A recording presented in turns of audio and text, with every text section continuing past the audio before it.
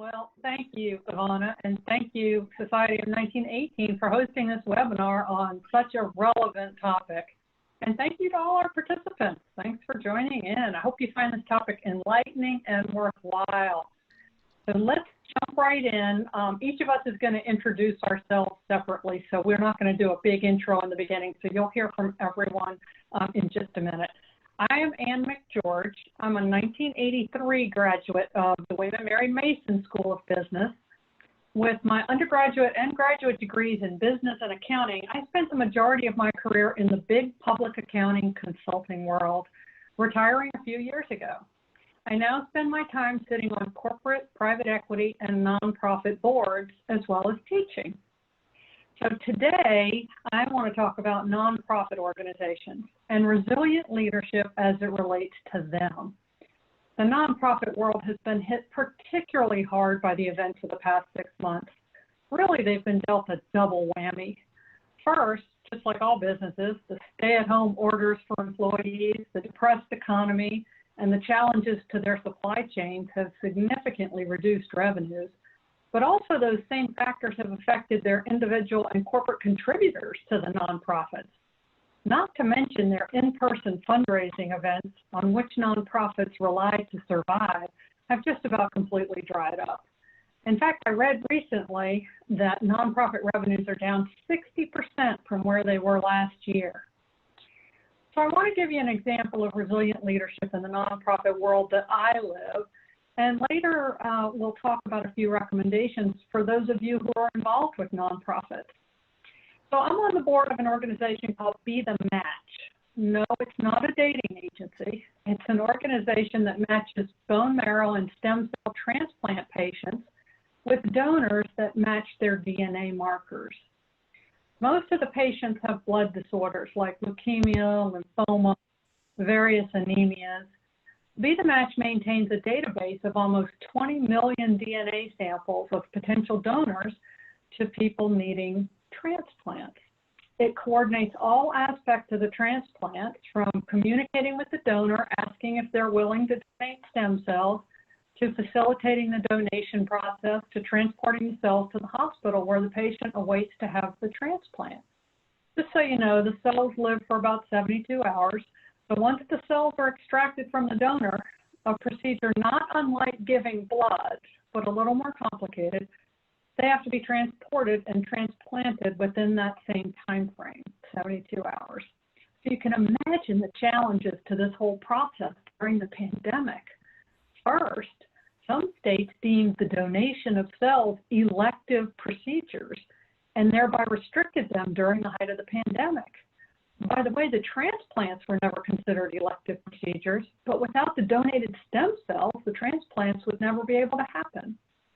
Second, many of the donation sites are in hospitals, so even if the states did not restrict the donation of cells, the donors were fearful of going into a hospital for fear of getting infected, and therefore then they declined to be a donor. Third, the pool of human couriers who transfer the cells from the donor site to the patient, that's all done by human courier, of which I am one, was cut in half overnight. There were 300 of us, and that got cut to 150 because many of the couriers are retired and older and otherwise at risk, and they didn't want to travel. And lastly, speaking of travel, with the significant reduction in flights during the pandemic, specifically to and from Europe, where a lot of the donors are, trying to find commercial flights to get the cells to the patient on time was a huge challenge. So the CEO of Be the Match reached out to her management team and the board, of which I'm on the board, and worked tirelessly to figure out ways to overcome these obstacles. First, she worked on beefing up the capacity of the standalone donation centers so the donors would not have to go into the hospitals to donate cells. Then, for those donors in states where the procedures were considered elective, the team worked on finding other donation sites for the donor, mostly in other states where it was allowed. Third, she requested volunteers from the employee pool at Be the Match, and 75 people stepped up and took an 8-hour training course so that they could be couriers, so that there'd be enough couriers to transport all the cells. And lastly, She reached out to the board and her network, and several business people lent their NetJet accounts and private aircraft to be used in the event that commercial flights were not available to get the cells transported on time. So I'm very pleased to report that during that whole time, and it's still going on, not one patient had to miss or postpone their bone marrow or stem cell transplant due to not having the cells on time. So if you've ever been a cancer patient or a family member of one, you know how stressful the whole treatment process is, especially having a bone marrow or stem cell transplant. I can't even imagine having to go through that during a pandemic, such as we're experiencing. So Be the Match came through for those patients, constantly keeping its focus on its charitable mission, that of saving lives through cellular therapy. And the leadership of Be the Match certainly exhibited resilient leadership during this time.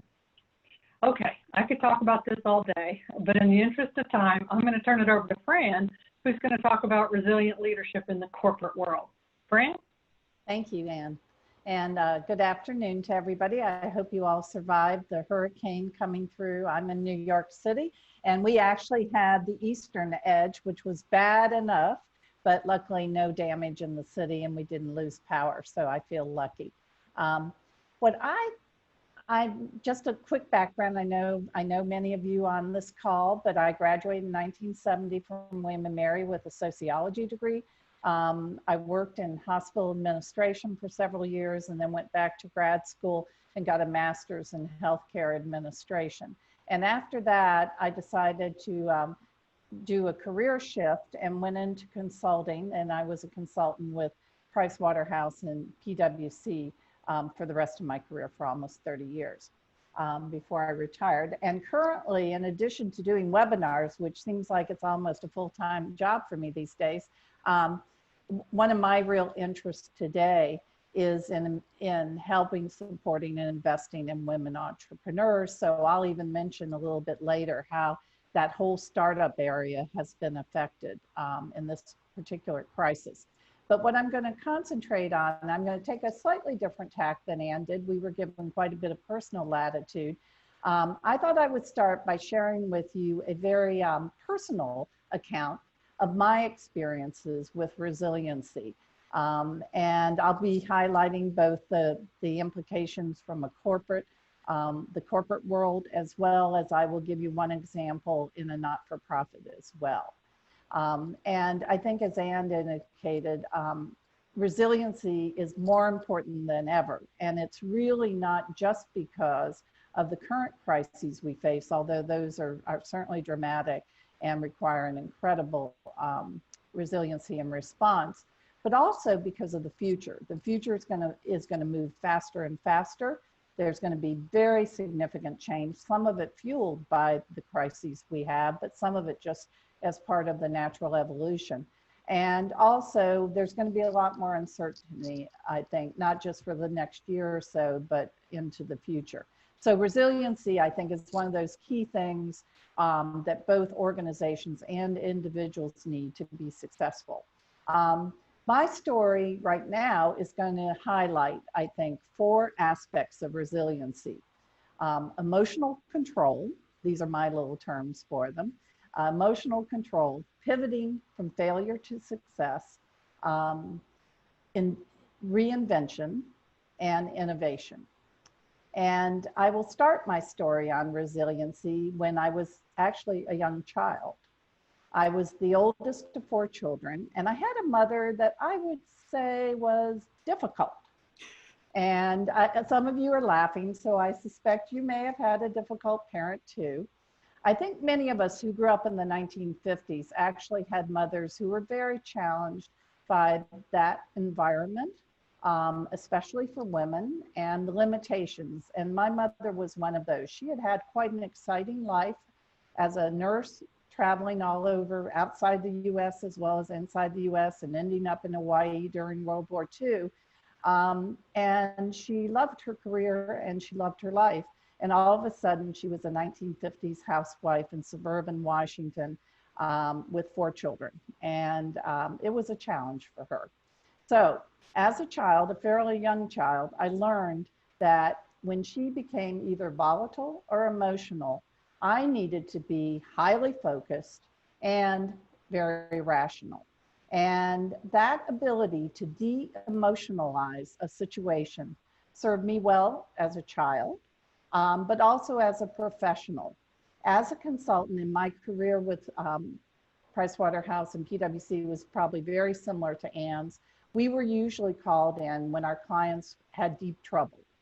And it was pretty typical when we were called in that the client would say, I want to understand how this all happened, and I want to know who to blame. And I would always say, well, we can piece some of that together so you can learn from the past and this experience. But really, the focus needs to be on an honest assessment of where you are today and how you go forward. So even in those professional situations, I use that ability to de-emotionalize. And I think that when I say that, I think probably all of us know that when we're in a crisis, certainly as we are today, we should, in fact, acknowledge the emotional side. We should not ignore it. But I also don't think that side should dictate our actions. So that was the first sort of lesson, if you will, I had on resiliency. I also, as a young consultant, learned how to pivot. And that was especially true when I had a project that ran into speed bumps, or in some cases, even a little bit bordered on a disaster. I learned to objectively assess the situation, come up with alternatives and strategies, socialize those with my team and my client, and basically take a pivot to something that could turn what might have been a disaster into a success. And I have to say, I was very proud. I remember as a young manager getting a big performance review from the partner that I was working for. And he actually wrote on the form that he was amazed that for somebody who seemed to get in trouble quite often, I also seemed to get out of trouble quite often. And he thought that was a wonderful trait to have. And I really chalked that up to resiliency. But what I learned from all that was that pivoting at the right time to a new strategy or a new course of action was the right thing to do for my client, for my team, and for me.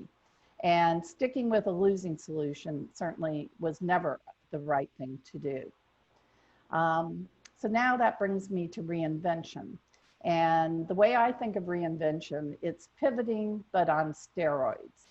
And my first reinvention was I had this promising career in healthcare administration, but I chose kind of a riskier path to go into consulting. But I knew at the time I made that choice that I was going to have really almost geometrically better opportunities to advance, to learn, and to succeed. So it was worth the risk. I thought I kind of knew about how to do that, but I really had, I guess, my first really serious bout with reinvention when it was forced upon me. I was a young partner at Pricewaterhouse, and the firm had decided to get out of that particular area of industry that I had really spent my whole professional career in up to that point. So I had two choices. If I wanted to stay, I had to basically reinvent, or I could leave and still pursue that particular industry segment. So I decided to stay. And it was difficult. I remember the first 6 months was particularly difficult. It was really a steep learning curve, but I did succeed in reinventing. And the really nice part of that was that I learned that it was actually very good for me to do that.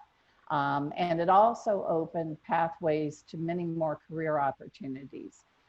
So I decided right then and there, I remember having that thought that I was going to reinvent myself every 3 to 5 years, at least professionally. And I did.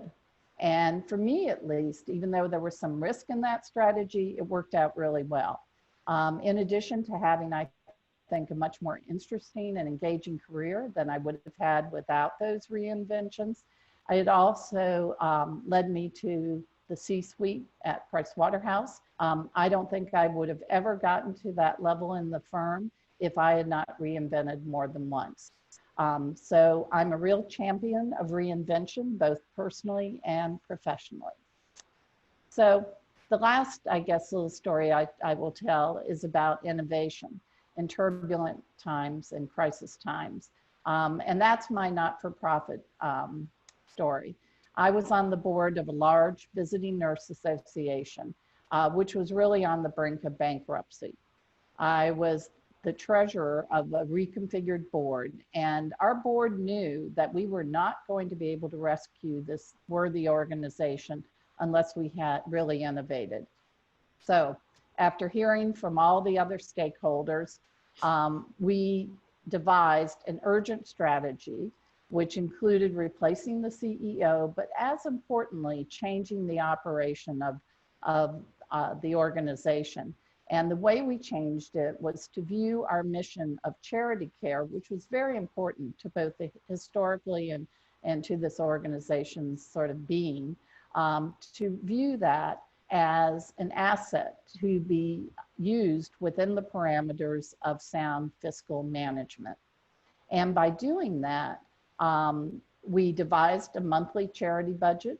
We went out and sold it, that's new program, to the different units, to the staff members, using a pretty simple, I think, pretty simple analogy, which was that we had been writing bad checks on an empty bank account. And that really conveyed to people where we were. I'll be honest, I remember being inspired by an experience I had not too long before that with a nun who headed up a very large, I mean, $1 billion not-for-profit organization, a big group of hospitals. And I don't think she invented this phrase, but she used it with us, and I've always remembered it. She said, "There is no mission without a margin." And I think our board took that to heart and realized that if we wanted to build a sustainable organization and rescue it from the brink of bankruptcy, we needed to, in fact, take that to heart and implement it. So it all worked. That single innovation actually allowed us to retreat from the brink of closing. We used it and maintained it long after the crisis had passed, and it really contributed to the ongoing sustainability of the charitable mission of this not-for-profit. So I want to close by saying that in the corporate world, as well as my experience in the not-for-profit world, those four aspects, if you will, or attributes of resiliency: emotional control, pivoting, reinvention, and innovation, all make managing crisis or difficult times much more effective. And I'm looking forward to exploring those themes about resiliency as well as the others with the panel as we continue today. Thank you. And Sarah Stafford, will you? Sure. Let me just give you a little bit of a background about me. So I graduated not from William & Mary. I'm not an alum. I graduated from Georgetown in 1990 with a Bachelor of Science in Foreign Service, which of course nobody knows what in the world that's supposed to do for you. I went to work for a couple of years for a consulting firm outside of DC, and decided while I was there that what I really wanted to do was to go back to school and get my PhD in economics. And so I went all the way up to Baltimore from DC to Johns Hopkins, and that's where I worked on my PhD.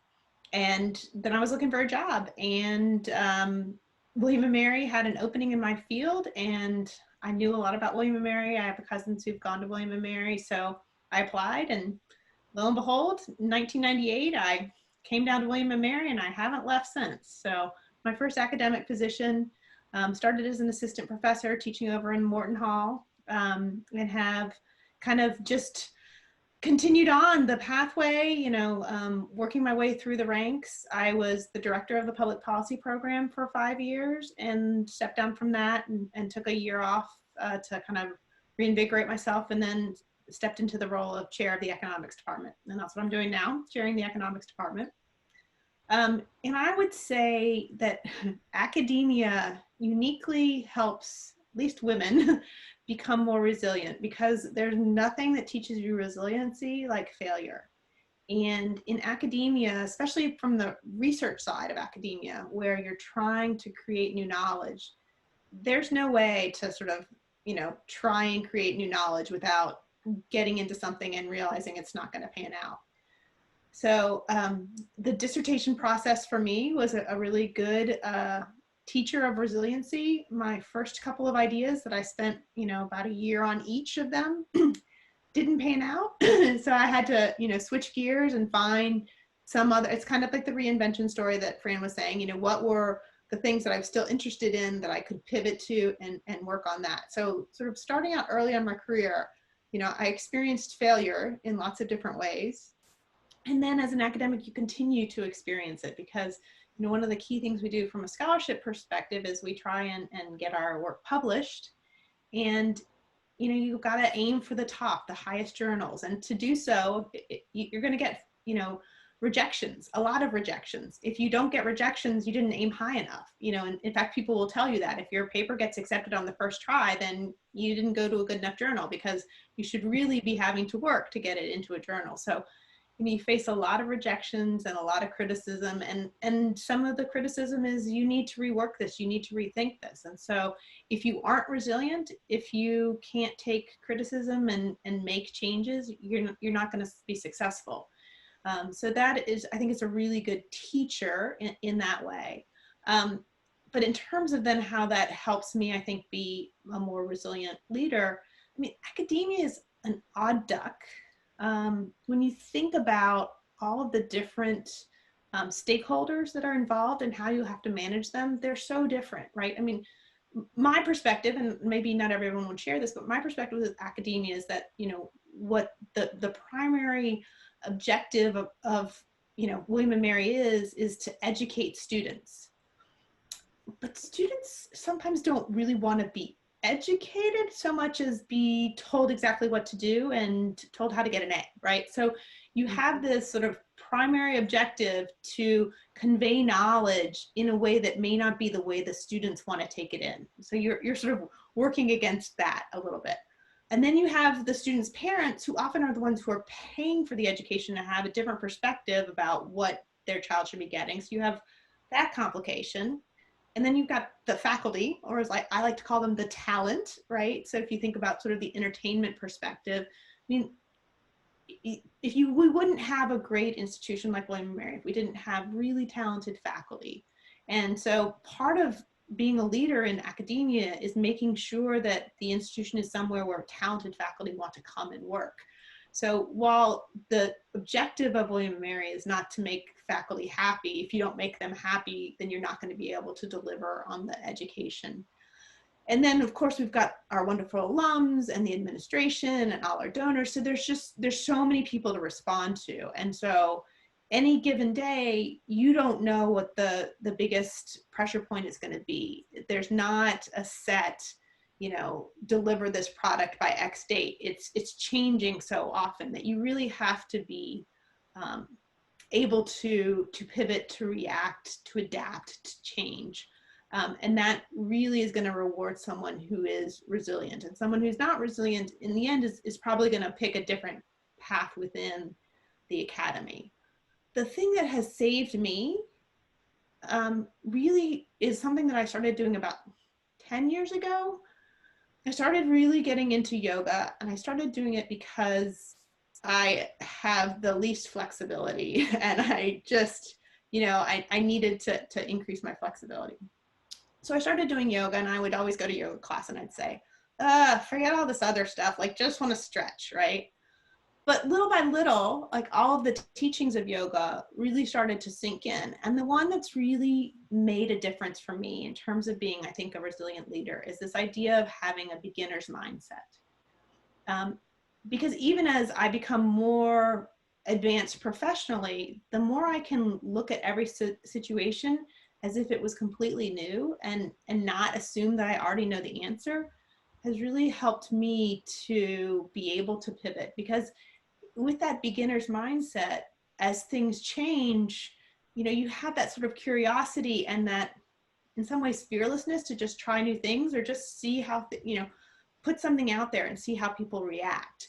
And you don't feel like you have to have the answer immediately, but instead you're sort of searching for the answer. And that idea of sort of continually understanding that I'm searching for the right way to accomplish the main objective is really what's helped me. I do think that with resiliency too, that you also have to have that sort of goal or objective. You have to know sort of what you're working towards. So when I think about resiliency, I think about, you know, the ability to adapt, to recover from a setback, to maybe rebuild stronger, rebuild better. And if I always have that key objective in mind, that sort of North Star that's going to guide me, that really helps me to kind of pivot, because I don't get so caught up in, oh, I had this plan and now this plan is ruined because, you know, I was going to teach, we were just talking about this, I was going to teach face-to-face come August 19th. And, you know, a week ago, I got an email saying, nope, you're not going to teach face-to-face. You're going to have to teach remote. But my objective wasn't to teach face-to-face. My objective was to, you know, convey a body of knowledge to 15 students. And so when I have to now change the way I do that, I still have that objective to say, okay, well, now that I need to teach remote, how do I accomplish this objective? So I think having that objective in mind, and then the sort of beginner's mind to say, okay, if I need to learn how to teach remote, you know, I'm not going to get offended if someone, you know, realizes I don't know anything and treats me like a beginner, because I actually am a beginner in terms of teaching remotely. I'm not a beginner in terms of teaching, but teaching remotely I am. And so I have to be able to accept sort of the advice and the direction of someone who may be a lot younger than me and may not know everything I know about economics, but certainly knows a lot more about dealing with an online teaching system. So I think, you know, in this sort of unique situation that we're in academia, we're both lucky that we, you know, on the path have the chance to fail a lot. And if we are successful at dealing with failure, that helps us to become resilient. But I think for me in particular, not assuming that now that I'm a full professor and chair of the economics department, I know everything and I can tell people what the right path is, but to just still have that beginner's mindset as I deal with something completely new that I've never dealt with before has really been the way that it's been working for me and getting me through this incredibly turbulent time here on campus. So I'll stop there and give it back to you, Ivana. Thank you. Thank you all for sharing your stories. I love hearing the diverse perspectives from our society members. And so I'll start with our first question, and we have one in the chat, and I'll encourage participants to include more questions in the chat. The first one is, you've all talked about some challenges that you've overcome that are unique to your sector. What advice do you have for our participants who may be facing similar or different challenges in their sectors? And Anne, we can start with you if that's okay. Sure. And I guess what I would say with regard to the advice for somebody, especially in the nonprofit sector, in the nonprofit management side of things, the boards of nonprofit organizations are generally maybe a little more engaged than corporate boards. I'm on both, and I see this from both sides. But the first thing I'll say is be very transparent about the challenge. Almost to the point of, you know, when somebody says, I've got good news and bad news, what do you want to hear first? You want to tell the board the bad news first. You want to emphasize there are some risks going on right now, and we need to talk about them, and I need your help. So transparency, I think, is the very first thing. Especially for nonprofits right now, there is a lot of assistance out there.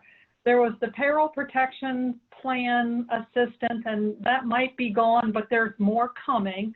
Look for those types of things. There are a number of foundations out there, the Melinda and Bill Gates Foundation, the Seattle Foundation, the Gulf Coast Foundation, the St. David's Foundation, all giving grants to nonprofit organizations just for COVID challenges.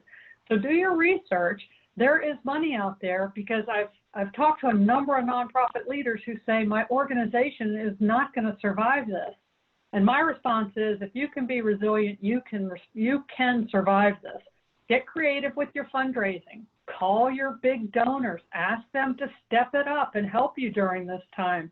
So those are just some of the advice, but especially reaching out to the board, being transparent, and then going back to some of your donors to make it through this time, I think is important for nonprofit leaders.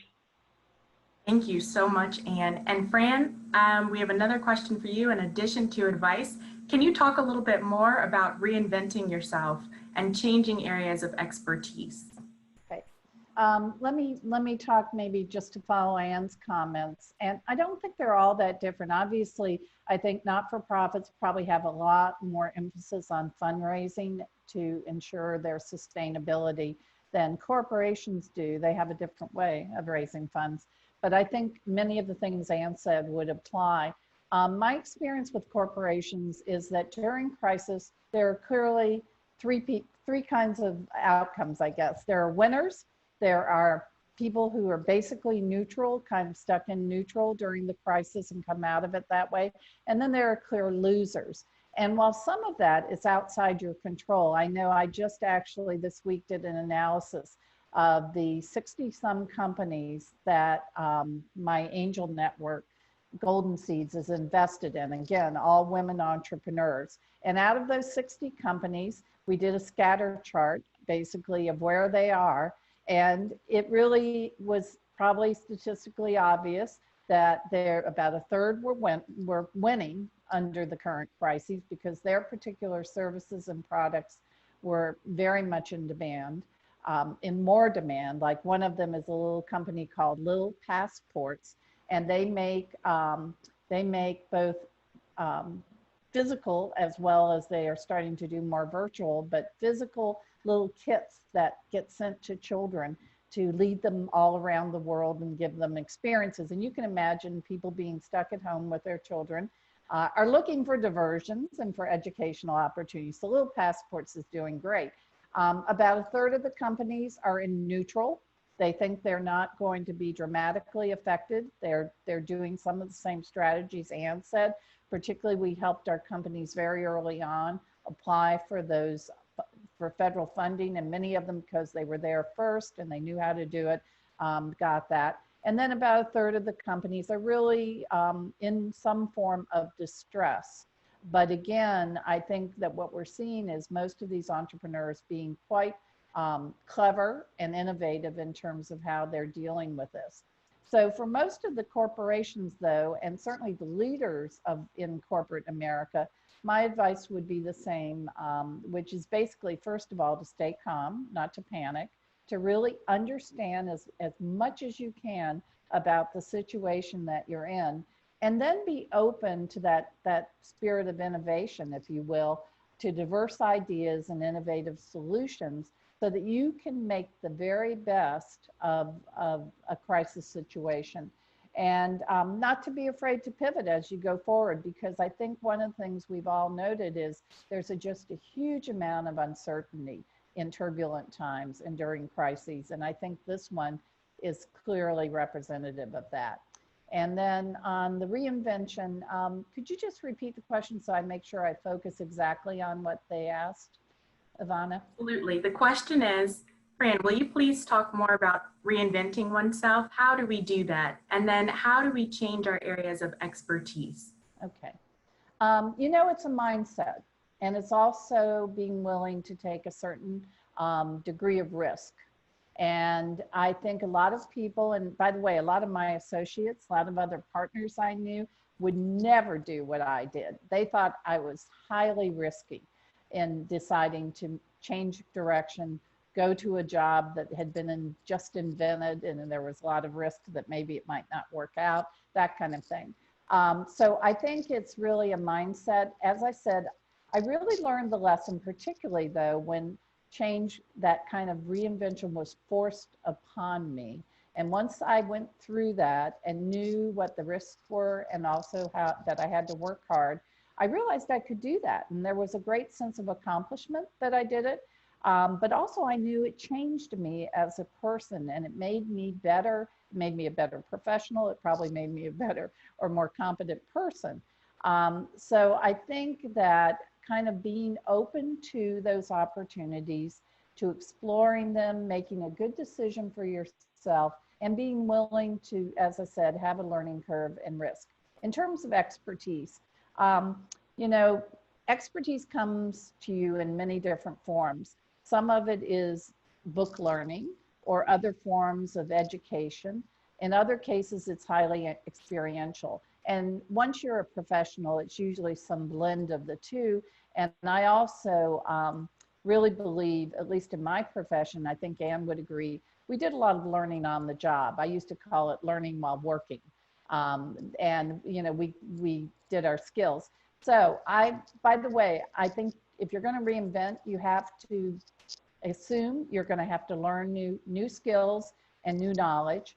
You have to be willing to do that, and you have to be willing to tell people you don't know and learn from them.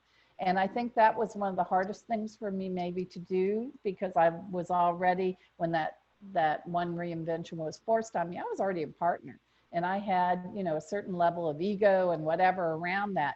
So that was probably one of the harder things. I had to realize I was stepping backwards a little bit for a time and learn more, and ask people for help, and do that from a feeling not of weakness, but a feeling of positivity.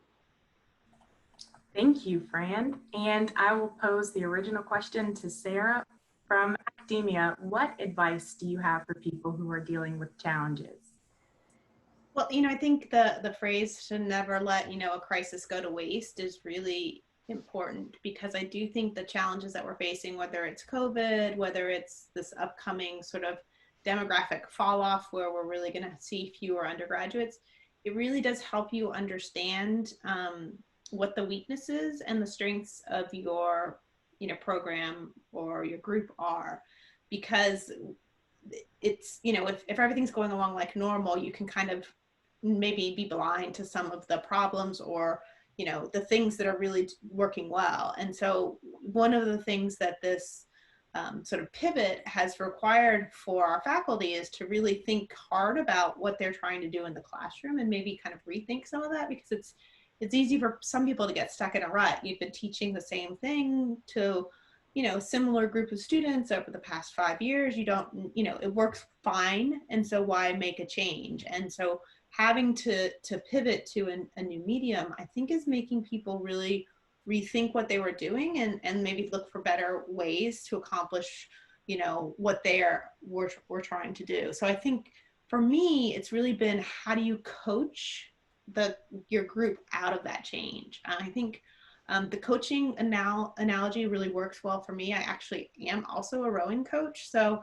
coaching is a natural fit for me, but that's how I think of myself as a leader. And I know there's different types of leaders, but I'm really more of a coach-like leader. And so it's really, you know, how can I get the enthusiasm? How can I get the group to work together? How can I, you know, get us to define common goals, and then help each person kind of bring their best to the table, so that as a group or as a team, we're really effective. So that's been really the challenge for me, is make sure that I've got those lines of communication open. I think the point that Anne made about transparency is really important.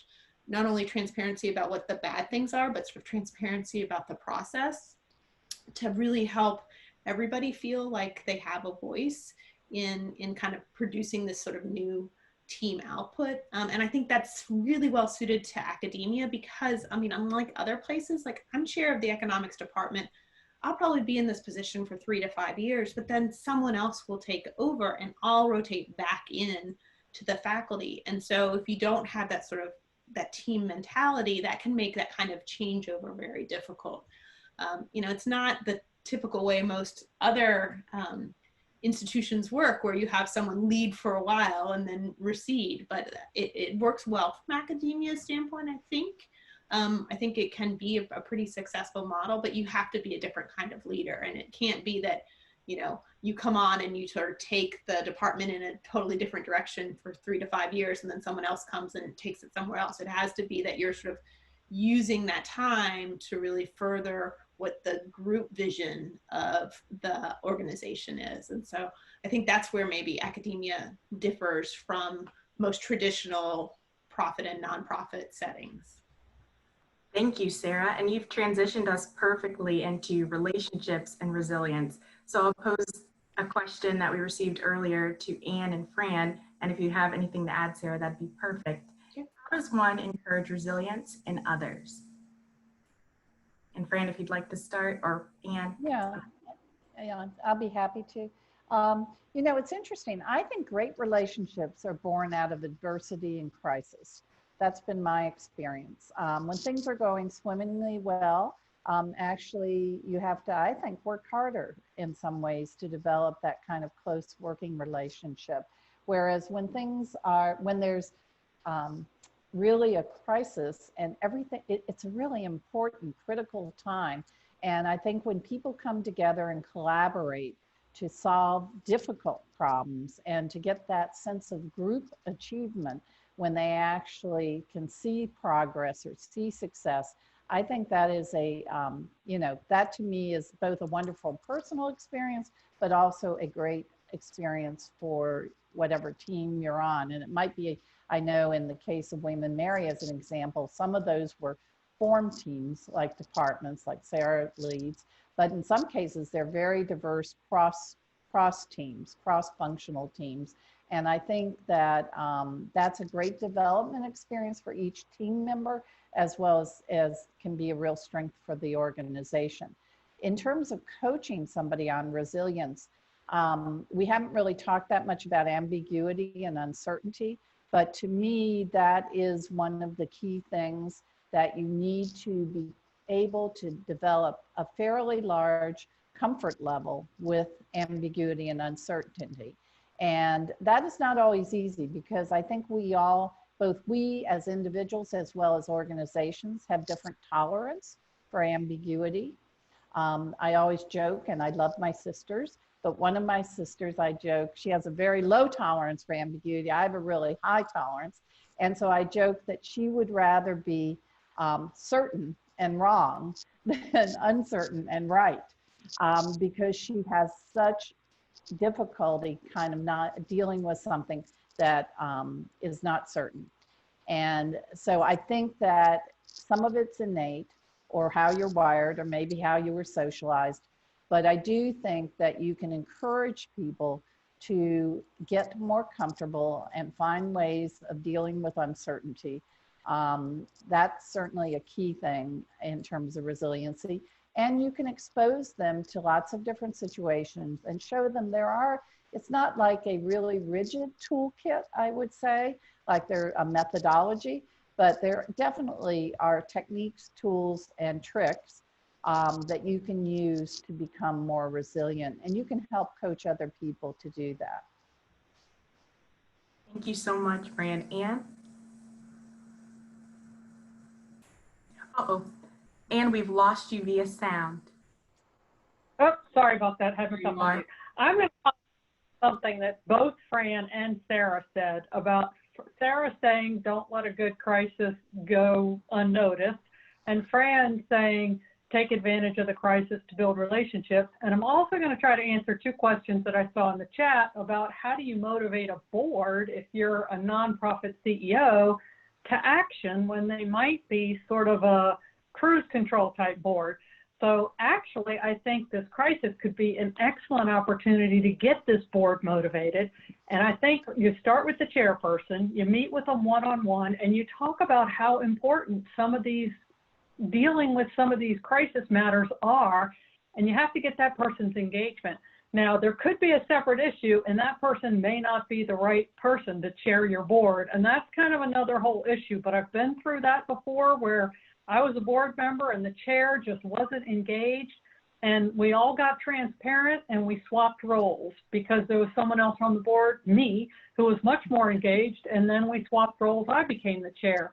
So I think it's very important as a nonprofit CEO to reach out specifically to the board chair first, one-on-one, and start dealing with this crisis and communicating, and make this opportunity one where you can build the relationship with that particular chair and hopefully expand that with all the board members. And I would say I have found that in this particular crisis, I'm having much more communication, as Fran mentioned, with my fellow board members and my CEOs when I'm on the board, because you're not with everybody on a regular basis. And we just schedule regular calls on the boards I'm on. I mean, weekly updates with the CEO. And I think the enhanced communication can really help you get this board motivated, or hopefully you can, or you might have an issue that you don't have the right people on your board. Then you could take the opportunity to maybe swap out some of these board members for more effective board members. But a crisis is a perfect opportunity to do that, build your relationship, enhance it with the board and especially the board chair, and then try to step up the performance of the board by exhibiting some of these resilient leadership qualities yourself and challenging them to do the same.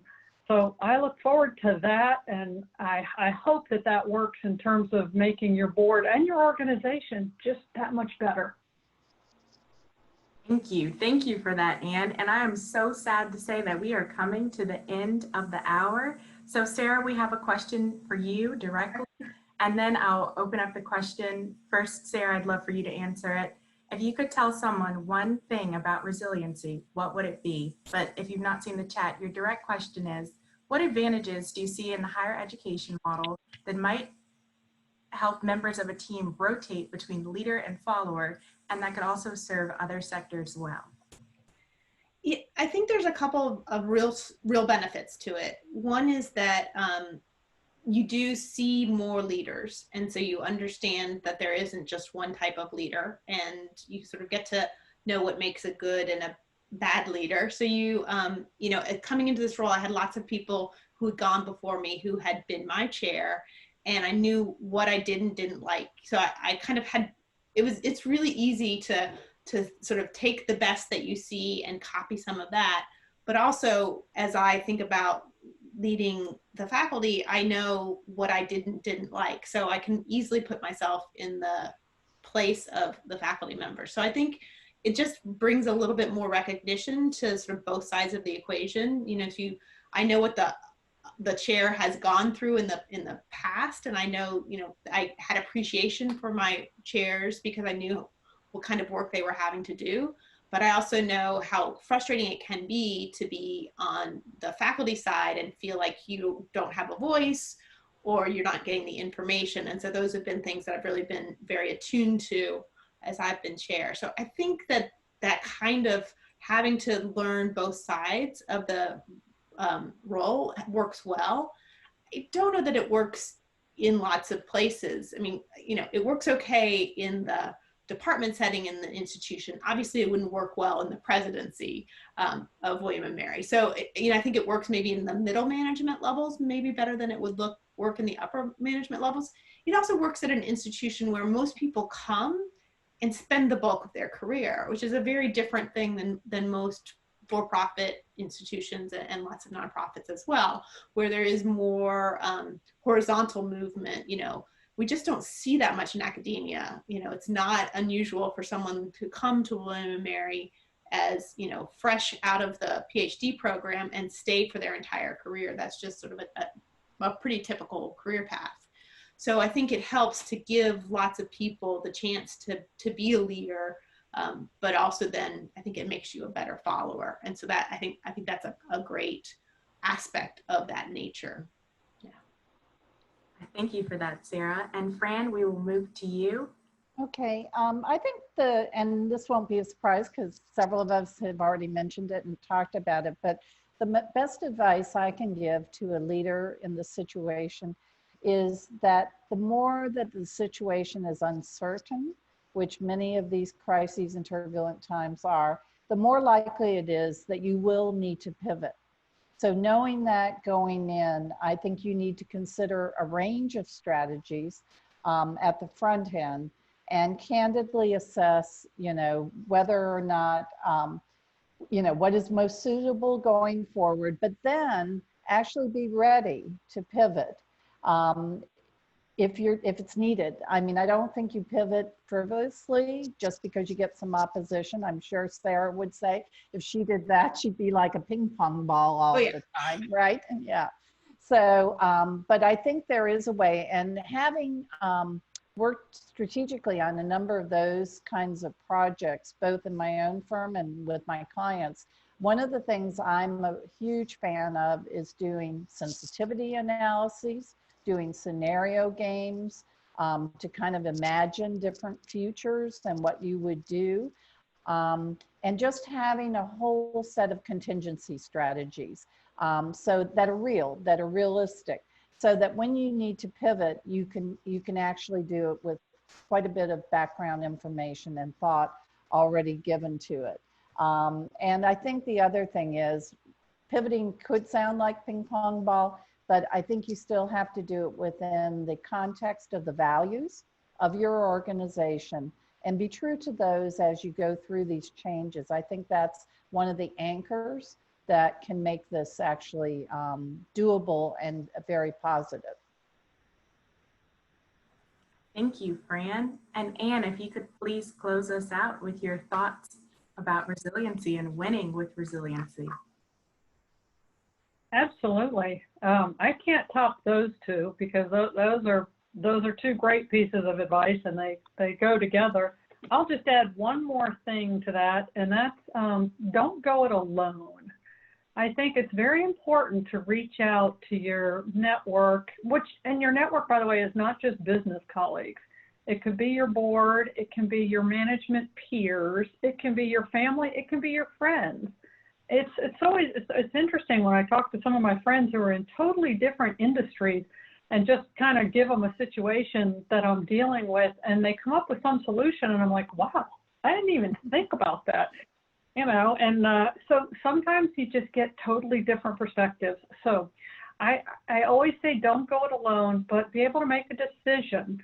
So we have a situation right now that we're dealing with one of our CEOs. He loves to ask everybody's advice and consensus, but then he won't make a decision. So I'm saying ask everybody's advice, get all the information. As Fran said, have some alternate scenarios, but then pick a path.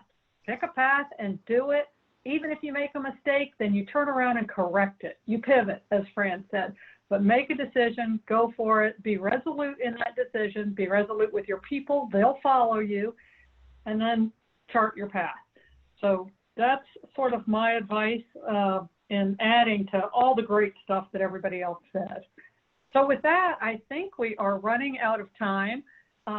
We'll try to get to some of the questions, I guess, follow up if we can, but we really appreciate everybody's time and everybody jumping on this call. And thank you to my fellow panelists, Fran and Sarah. Ivana, thank you for putting this on, and thank you for the Society of 1918 for putting this on, and we look forward to the next event. So thanks, everyone, and have a great night. Thank you.